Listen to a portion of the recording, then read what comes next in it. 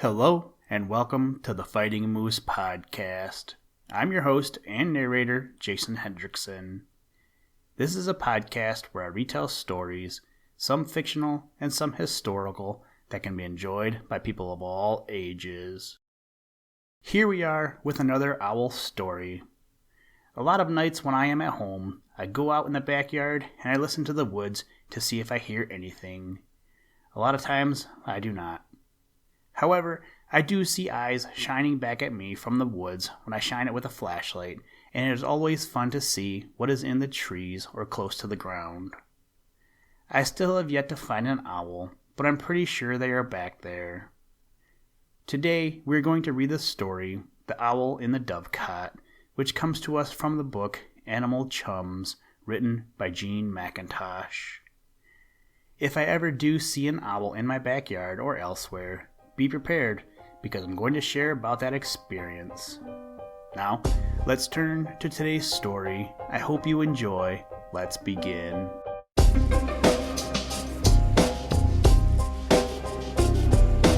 Liftoff. We have a liftoff. We choose to go to the moon in this decade and do the other things, not because they are easy, but because they are hard. The Owl in the Dovecot. "Father," said Jack, when he came home from school one day, "I have had a lesson today about the owl." "Have you?" said Jack's father, "and what did the teacher tell you?" "Well," said Jack, "the teacher told us how it slept in the daytime and only came out after dusk." "Have you ever seen an owl, Father?" "Yes, I have," answered Jack's father.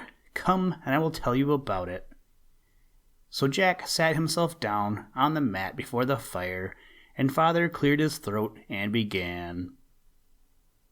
"Once upon a time, when I was a boy like you, I had a little brother, and his name was Bob. Now Bob and I used to play together, go to school together, go to bed together. In fact, we did nearly everything together.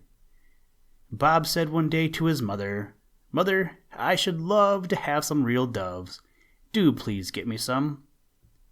So Mother said, 'Well, I will help you to get some, but you must save up all your pennies as well.' Bob and I saved up our Saturday pennies for a long time. At last, with Mother's help, we had enough to buy some doves. They were pretty, all white with rings around their necks. I can remember what fun we had putting up the dovecot. We placed it against the wall of the house, and not far from our bedroom window.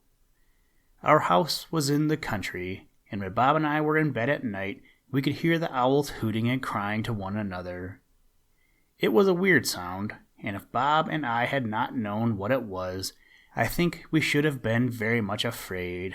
But then, you know, it was only the owls' way of talking to one another. Well, one night, a long time after Bob and I had gone to bed, we heard a very strange noise. "Did you hear that noise, Bob?" I said. "Yes," said Bob. "I wonder what it is." The noise still went on, so Bob said, "Let's get up. I believe the noise is in the dovecot."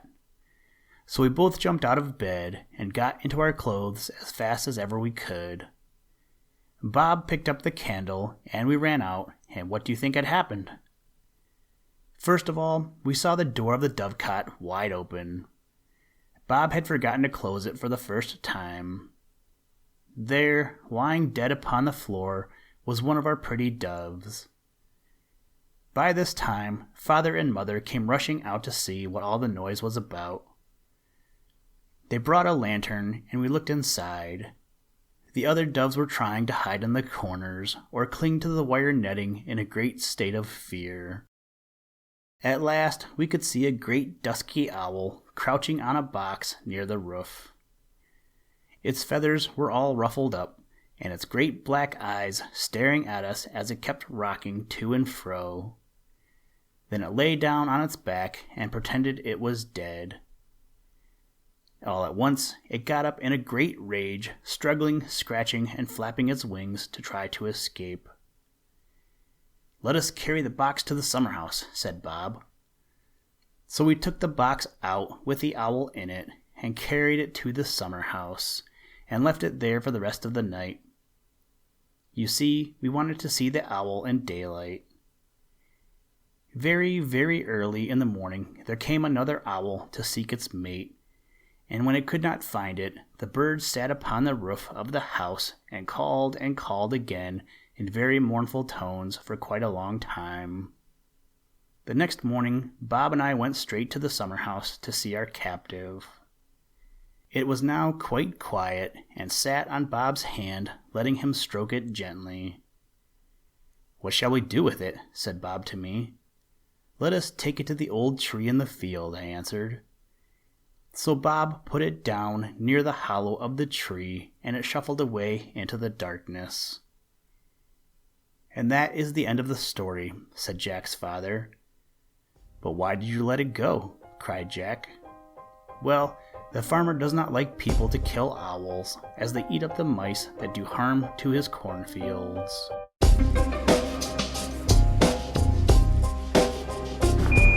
Listen, Tranquility Base here. The Eagle has landed. That's one small step for man, one giant leap for mankind. Thank you for listening to this episode of the Fighting Moose podcast. Please join us next time as we read another exciting story. Today's music was provided by the artist Grapes, and the audio clips were provided by NASA. For more information, to contact us, or to download podcast extras, please visit www.thefightingmoose.com. Also, if you haven't done so, please leave us a review wherever you get your podcast. Thank you for your patronage, and as always, try and do a random act of kindness every day. Mission complete, Houston. After serving the world for over 30 years.